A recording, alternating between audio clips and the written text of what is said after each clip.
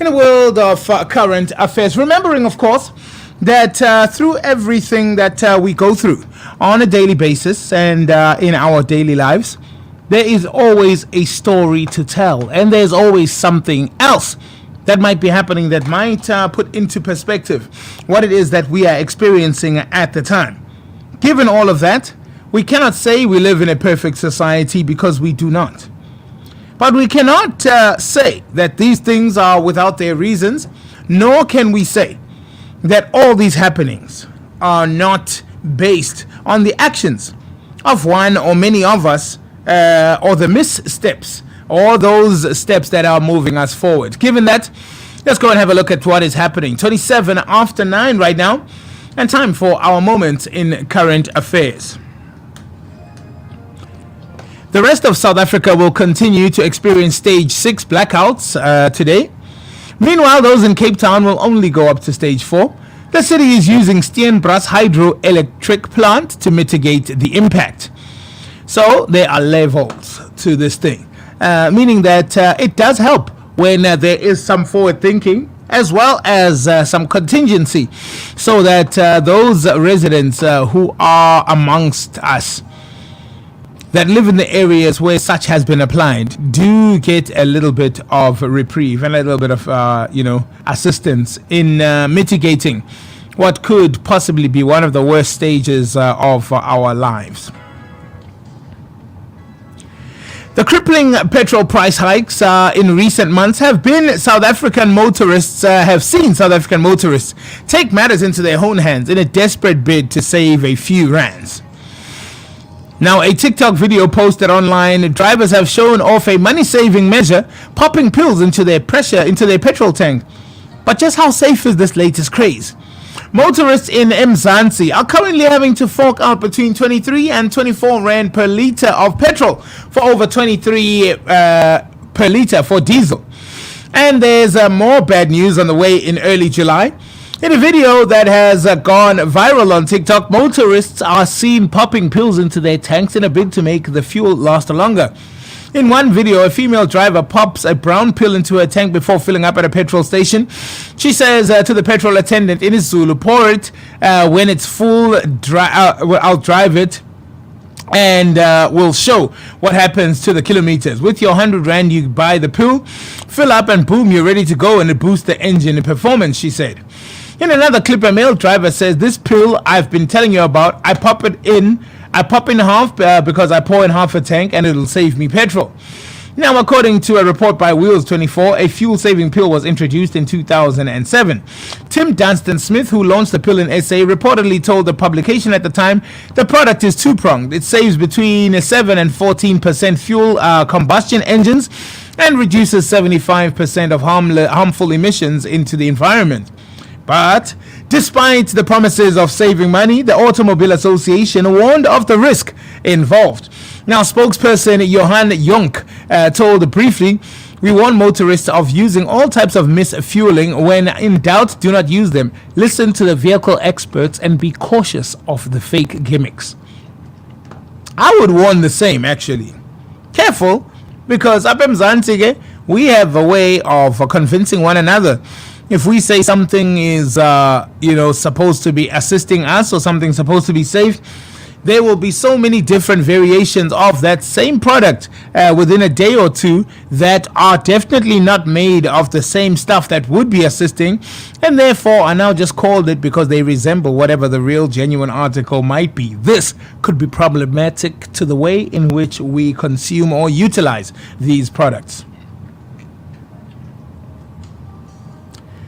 The unfinished business of justice for the community of Marikana. We need to talk about that because there's a very, very, very big story around that now. After the massacre there 10 years ago has been dealt a devastating blow by the murder of a community activist. A bullet to the head ended the life of Ntomfikile Mthethwa in the early hours of the 27th of June. It brought to an end her fight for justice for her community of Marikana that today remains crushed by the weight of the history, tragedy, and want and need. The 41-year-old who had lived through the Marikana massacre in August 2012 was killed at her front door, apparently by would-be robbers. This August, it will be 10 years since 44 people were killed in the Platinum Belt mining town.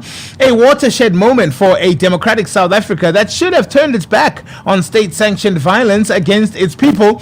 Everything changed that winter, and so much stayed the same. Mthethwa's apparent death in an apparent botched robbery at her home village of Wonderkop in the town mirrors the social ills in Marikana, and Mthethwa has been fighting to change. Man, this is bad. Bullet holes in the door of Ntomfikile Mthethwa's home in Wonderkop in the town of Marikana. The town has a high crime rate compounded by a lack of running water and electricity, a lack of housing and facilities for children, and poorly lit streets. At the time of her death, Mthethwa was still waiting for compensation from the government. She was shot and injured during a police raid in the township of Nkaneng a month after the August massacre in 2012. From 10 to 15 August 2012, a wildcat strike erupted at the Lonmin Platinum Mine in Marikana when rock drill operators demanded a minimum wage of 12,500 to pay increase, but also recognition of workers' toil in building the profits of the mine. But Lonmin, now Sibanye Stillwater, since a buyout in 2019, would not budge and leaned on its political connections to mobilize the police. Tensions in the town ratcheted up. Intimidations, assault, and violence, fueled by part-warring unions and increasingly hostile police at the mine security, led to 10 people being killed from the 10th to the 15th of August. Then, on the 16th of August, the police fired as many as 3,000 striking miners who had gathered on a Kopi, a short walk from Nkaneng. 34 people were killed that day. The police dodged accountability and blamed the deaths on the provocation of miners. They arrested 270 people in the subsequent weeks. On the 15th of September 2012, they staged an operation in Nkaneng, ostensibly to search for weapons and flush out ringleaders of the August strike. The police fired on protesters with rubber bullets. Among the group were Mthethwa and her friends Paulina Masuhlo, who were both hit by rubber bullets. Masuhlo collapsed on her friend, adding to Mthethwa's injuries. Masuhlo was taken to Rustenburg Hospital, a 45-minute drive away, where she later died. Mthethwa had to wear a brace for weeks. She lost her job, suffered pain and difficulty walking from that day on.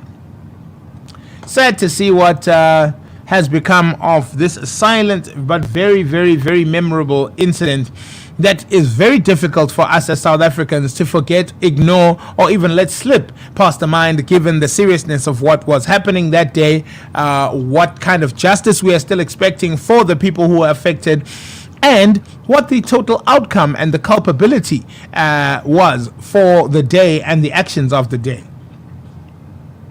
Still with Eskom, it's not quite the dog ate my homework, but Andre de Ruyter did have a list of excuses lined up shortly after he announced the stage 6 load shedding could be implemented in South Africa this evening. The Eskom CEO has moved quickly to try and absolve himself of any blame. Speaking to the media center earlier on Tuesday, de Ruyter dropped a bombshell by stating that there was a significant possibility of stage 6 blackouts from 5 p.m. yesterday. This comes after almost an entire country labored through rolling stage 4 outages since Friday morning. Should we find ourselves moving to stage 6 for the first time since December 2019, Eskom COO Johan Oberholzer predicts that stage 8 cuts could soon follow. If industrial action continues at the utility, there is no doubt that the national power provider has now been brought to its knees. But how did we get to this point? Well, many critics are quick to accuse Andre de Ruyter. Load shedding has intensified during his tenure as CEO, but as the big boss has always maintained that he was left with an almighty mess to clear up, he blames the latest crisis on the following factors: decisions made by previous Eskom executives, plant defects that went unattended by maintenance staff for years, workers going on a massive strike which Andre de Ruyter says is unlawful, Eskom executives remain hopeful that the striking workers can come to an agreement with the firm in the next few days. But if they don't, then South Africa could be plunged into an unprecedented level of darkness.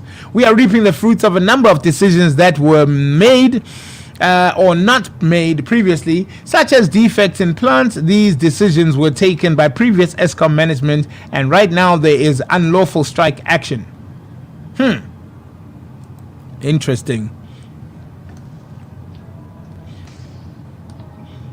As more and more South Africans are crying about the power utility, Killian Forbes, aka known as AKA, like ordinary South Africans, is devastated and worried following Eskom's announcement on Tuesday, the 28th of June, that the country is moving to stage 6. Now, the fella in Versace hitmaker has decided to humbly ask fellow South African and billionaire Elon Musk to take over and help solve the ongoing electricity crisis. The rapper and businessman took to Twitter to lament about the stage 6 load shedding. In a series of tweets, he started off by saying, speaking of load shedding, stage 6, oh my God.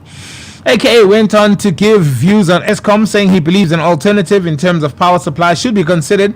He then went on to tweet Tesla CEO Elon Musk, begging him to help the country. He says, excuse me, sir, at Elon Musk. I cannot for the life of me understand why the government hasn't approached you to come help us out with the electricity crisis. But is there any chance you could perhaps do us a solid, with you being born here and all? Continuing his plea, the father of one asked Musk to do it for his country, the original one. Please, at Elon Musk, I know you have a solution for load shedding. Do it for your country, he said. And with that, gave him that option to say maybe he could assist. Now, during an emergency meeting on Tuesday morning, Eskom Chief Executive Andre de Ruyter said the power utility could be forced to introduce stage 6 load shedding due to significant deterioration of the operations overnight. Coming closer to home and in a much more somber note, the owner of Enyobeni Tavern in East London is in hot water. Vuyoka Zindevu could be arrested after the Eastern Cape Liquor Board's decision to open criminal charges against her. The board says Ndevu broke the Liquor Act by selling alcohol to teens and allowing them into her tavern. Ndevu had apologized and said she wasn't at the tavern at the time of the incident.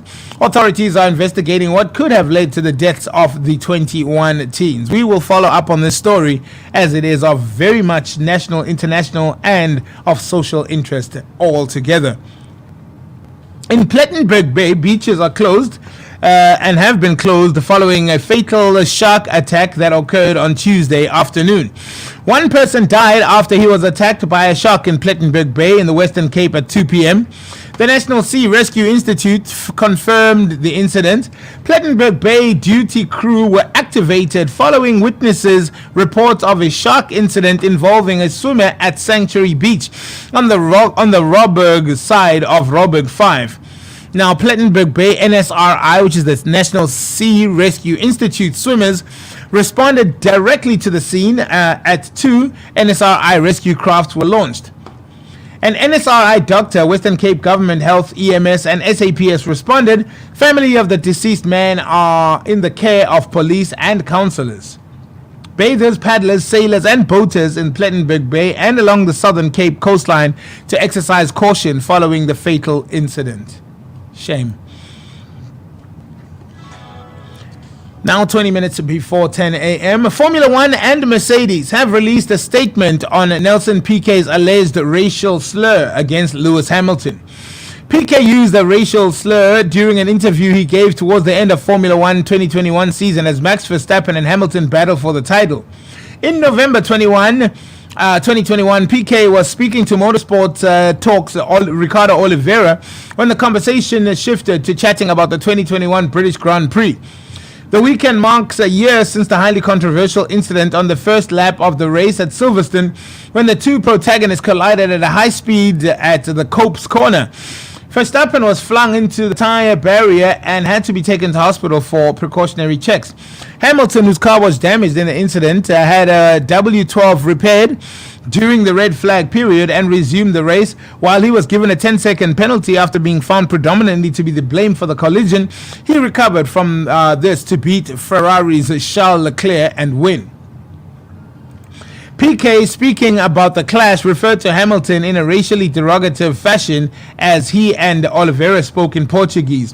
According to the Brazilian media, the racial slur put the car in he said and then used the racial slur, put the car in and left it because there was no way to get past two cars at the corner. He drove dirty.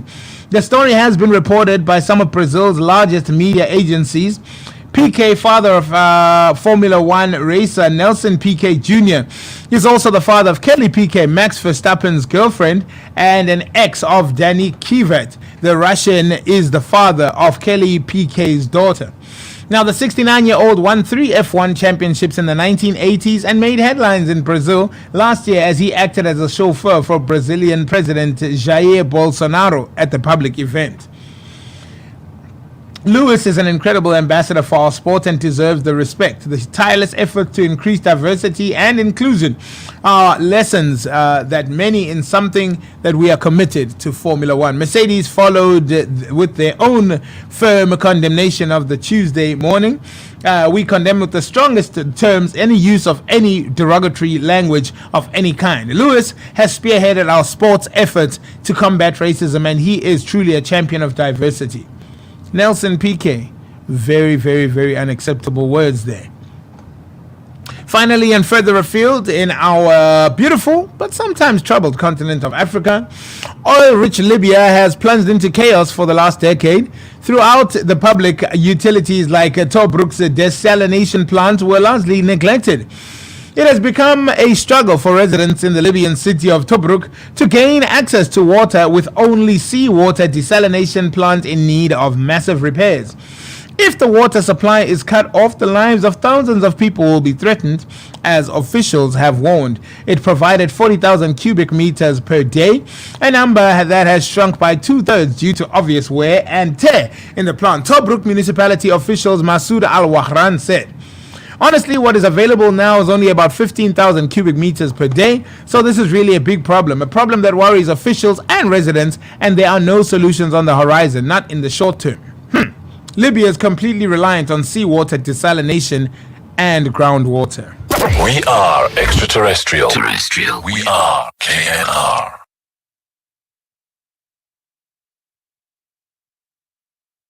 Ladies and gentlemen, let's see what all the